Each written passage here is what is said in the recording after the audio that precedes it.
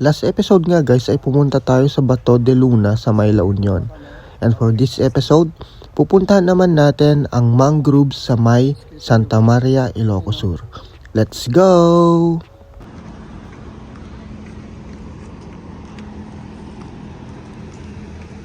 Hello guys! So yun, rinig nyo ba ako?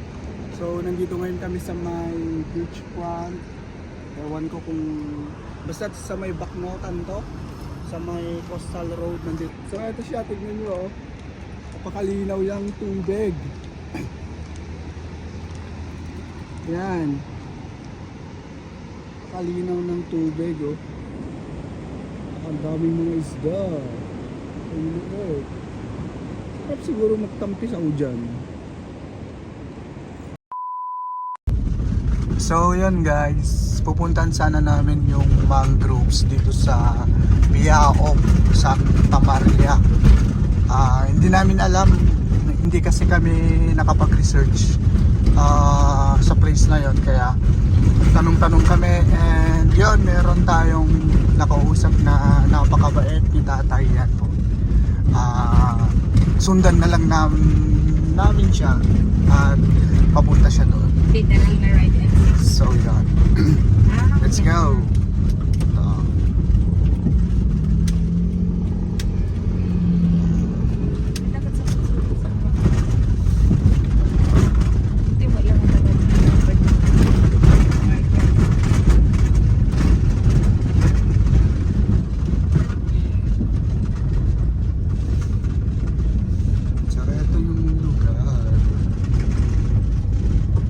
Makitid din yung daan, pero open na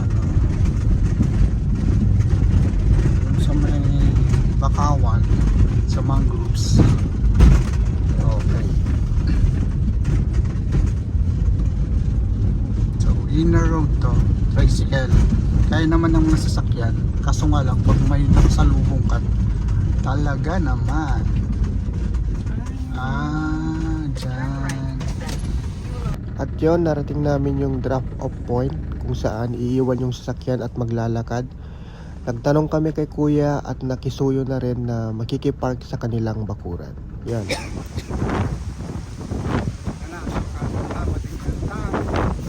Shortcut. Shortcut.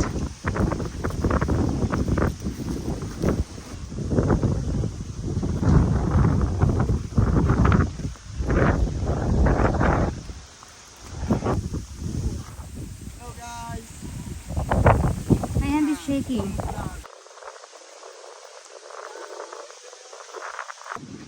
Welcome to Biao Mangrove Forest Park. So, Barangay Biao, Santa Maria, Ilocos Sur.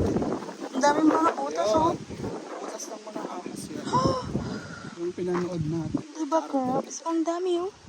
Oo, yung mga ano yan, crabs. Tara, suyin na natin daw. Let's go!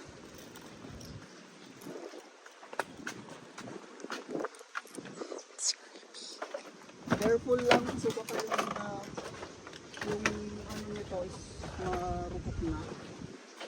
Kaya careful lang tayo. Yan guys, so nandito tayo sa loob ng mangrove forest. Ang lalaki na nila. Yung span na from 2022 2024, di ba? Ang lalaki na nila.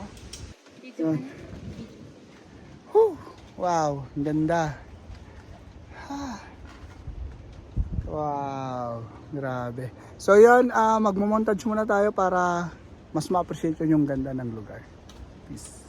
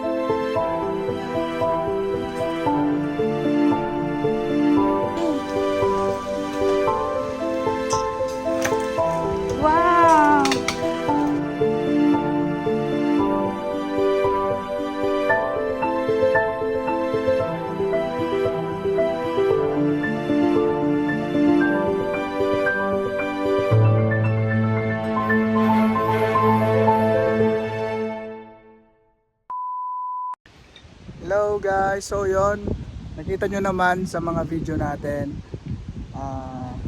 maganda yung project na ito, itong mangroves ito.